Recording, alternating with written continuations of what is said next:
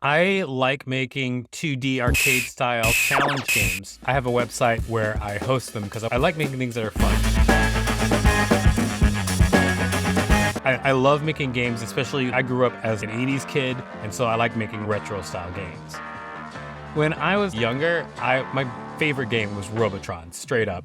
The Robotron army has gathered in force to effect the final destruction of mankind. It was this amazing game. It was a twin shooter where one stick moved, one stick shot. It began that genre. It was just a really cool game. I have 4 games that I've made that harken back to older style games. I made one game for the movie The Northman. It was a deal that I did with Universal Pictures.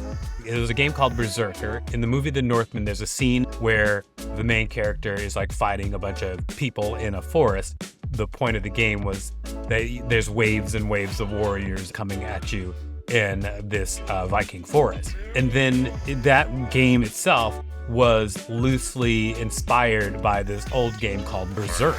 And so I thought it was cool, Berserker. Yeah, I'm a big nerd. I think an interesting thing about making this game was that the director, Robert Eggers, I had never worked for him before. Previously, he had worked for me. He did production design on this series I did called Realm of LARP. But this is the first time it was the other way around. I found out he was incredibly demanding about his art, which is fine, because I am too.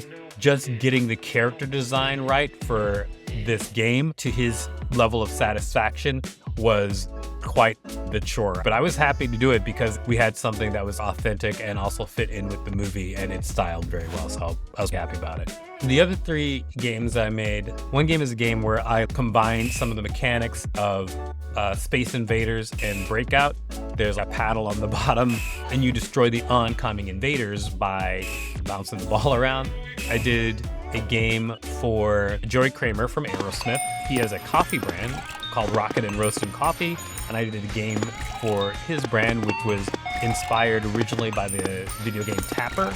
That was a game where you were inside a bar, and it was like a Budweiser sponsored game for kids, only in bars at first, but later on they took the branding off of it and turned it into just a regular game. I recently made a game for a company called 99 Brand, and I made a game called Fruits and Dragons where I combined an adventure game with a match 3 style game.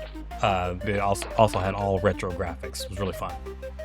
The reason that I did a match 3 mechanic with Fruits and Dragons was because I wanted to make a game that anyone can play, so I wanted to make the game self-paced. With a lot of arcade games, they're not self-paced. They push you forward and force you to do things. In all the other games that I put out on the website, if you just stand around, you will die. But with Fruits and Dragons, it was a game where I was like, okay, now I want to make a game that anybody can play, and I made it so that it is still a challenging game, but you can take as much time as you want between your moves.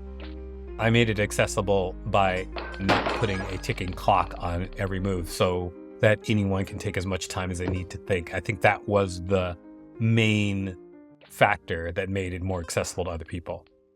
Also, it's not complicated. I want these games that I make to be some of my greatest works.